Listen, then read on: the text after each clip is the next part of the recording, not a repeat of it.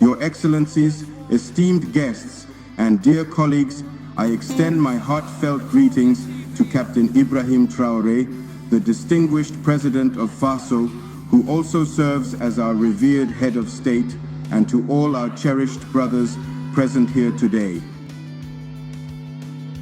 Esteemed Excellencies, distinguished Army General, Assimi Goïta, the esteemed President of the Transition, the revered Head of State of the Republic of Mali, and the distinguished President of the Confederation of Sahel States, my dear brother, sir, the Honorable Prime Minister of Mali,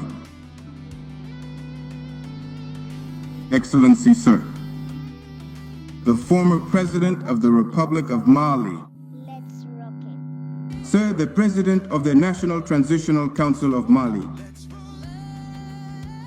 ladies and gentlemen, the ministers of the member countries of the Confederation of Sahel States, ladies and gentlemen, the members of the delegations present at the second session of the College of Heads of State of the Confederation of Sahel States, ladies and gentlemen, ambassadors, honorable guests, distinguished participants, ladies and gentlemen, I would like, on behalf of the delegation accompanying me, to express to the government and people of Mali my heartfelt and sincere thanks, as well as my deep gratitude for the fraternal welcome and the generous, typically Sahelian hospitality that we have received since our arrival in this beautiful city of Bamako. Ladies and gentlemen, after the historic summit in Niamey on July 6, 2024, marking the advent of the Confederation of Sahel States, we are gathered here today in Bamako for the second session of the College of Heads of State to together renew our unwavering and firm commitment to steadfastly continue and strengthen the profound and lasting irreversible work and endeavor of building our esteemed Confederation. Ladies and gentlemen, this session is taking place in a world that is in a state of great turmoil, marked by complex and multifaceted challenges, and it is an opportunity, on the one hand, to recall the current issues and the challenges we are facing. In this way, we can better understand the meaning of our common struggle and strengthen the determination of the peoples of the AES Confederation to fight victoriously for their dignity and their development. On the other hand, to thoroughly assess the significant progress that has been made by our esteemed Confederation over the entirety of the past year, despite all the numerous internal and external adversities and considerable challenges we have unfortunately faced and successfully overcome. It is also an opportunity to collectively consider the prospects that lie ahead for us, for further progress in making our Confederation operational and in order to meet the legitimate aspirations of our people. Ladies and gentlemen, since August 18th, 2020 in Mali, September 30th, 2022 in Burkina Faso, and July 26th, 2023 in Niger, our three countries have decided individually, then collectively, with the creation of the Alliance of Sahel States on September 16th, 2023, transformed into a confederation on July 6th, 2024, to take their destiny into their own hands. Amen. We made this crucial decision responsibly and with a comprehensive, full knowledge of all the intricate issues and significant challenges involved, as well as all the potential, far-reaching consequences intrinsically attached to it. This is therefore a truly sovereign choice made entirely in the absolute best interests of our respective countries, for history and for the future.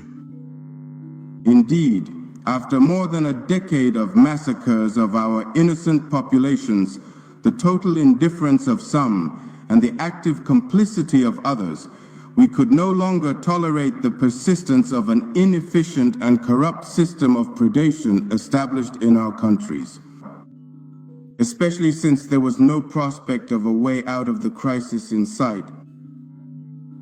Worse still, consistent evidence supported the idea that the system in place did not have the solution to our security problem. In fact, it was a significant part of the problem. Ladies and gentlemen, faced with this situation, we clearly understood the stakes that threaten even the very survival of our peoples. First of all, this situation was created to facilitate the exploitation of our resources and to hinder the legitimate aspirations of our peoples for a better life, for progress, and for development. Boredom. And the neo-colonialist exploitation of our resources, which largely explains the poverty of our populations. We could no longer accept letting our countries be dominated by those who want to keep us in poverty, all while pretending to help us and demanding our gratitude and recognition. Secondly, this situation has created a mindset and a mentality of dependency and inferiority among many African leaders and elites. As a result, one-sided contracts were imposed on our countries and a complex network of influence and control was put in place to control our societies. It is this same multifaceted setup that explains the behavior of certain AES nationals and other Africans with an inferiority complex who fight against us instead of defending their people, wounded, plundered, and humiliated. It is this same grip that explains all these unequal contracts that allow them to plunder our countries. It is this stranglehold that explains why African leaders are summoned to countless useless, costly, and ineffective meetings. Ladies and gentlemen, what we have collectively and diligently accomplished, all of us working together in our respective sovereign countries and collaboratively within our esteemed confederation, is simply with full and unwavering responsibility and complete national sovereignty to decisively put an absolute end to this detrimental system and henceforth ensure the paramount and higher interests of our beloved peoples. Thus, we have ended the presence in our countries of all forces of occupation and predation in order to take charge of our own security, by and for ourselves. This is because our lived experience has forged our conviction that no one will do it in our place. What we have done is to fully and completely assume our sovereignty. No single country, no international organization of any kind, and no specific interest group will ever again decide for our sovereign countries, God willing, in the future. From now on, decisions concerning our peoples will be made in Ouagadougou, in Bamako, in Niamey, on Confederal territory, by the authorities of the Confederation and for the citizens of the Confederation, and nowhere else. This is indeed the truly greatest legacy that we are able to transmit on to coming, succeeding generations, and a precious one that we absolutely must all vigilantly guard and preserve. Our conviction is that there can be no progress, no development, without true independence, without full and complete sovereignty. There is no historical precedent of a country under domination that has managed to develop. Only truly sovereign states are able to formulate public policies capable of driving progress and development. What we have done is put an end to all exploitative contracts and biased agreements that serve only the interests of our states and our people. From now on, the only contracts we support are those that protect the interests of our countries. Ladies and gentlemen, you can well understand that under these circumstances, we can only expect adversity from those who, in the past, made decisions for our countries, from those who have plundered our resources, as well as from all those who benefit from this situation, whether they are African citizens or foreigners to our region. This is how we must explain their relentless efforts to fight us and their determination to break our momentum in order to subjugate us.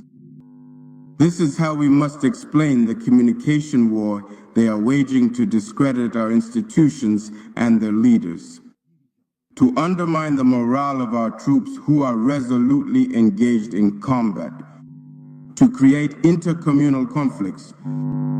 This is also how we must understand the attempts to isolate certain localities, to cut off the supply to this or that entity, to sabotage or destroy the economic infrastructure of our countries.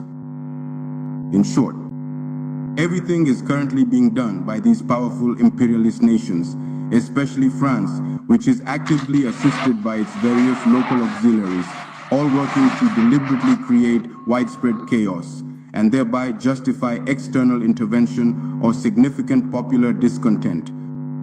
However, all these treacherous maneuvers have failed and will always fail, God willing, because they will be met by the Sahelian peoples, dignified, vigilant, resilient, and even more determined to take their destiny into their own hands. Ladies and gentlemen, as you can see, the AES Confederation has taken all these factors into account while also drawing all the lessons from our history, both ancient and recent.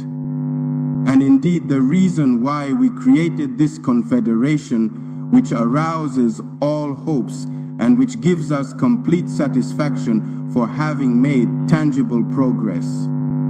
Amen. In its 17 months of existence, the AIEU's Confederation has made undeniable progress in its three fundamental pillars. First, it is the unified force of the Confederation under the command of an integrated general staff with respect to the defense pillars. At this point, I would like to pay a heartfelt tribute to all those who have been involved with the AIEU's Confederation. All our defense and security forces from Burkina Faso, Mali, and Niger, while also keeping in our thoughts all our civilian and military martyrs and wishing a speedy recovery to our wounded. Next, it is about the coordination of our diplomacy, which now speaks with a unified and singular voice. Furthermore, it is fundamentally about the significant creation of the Grand Investment Bank of the Confederation, a pivotal financial institution directly relating to and supporting the crucial development pillars and strategic objectives.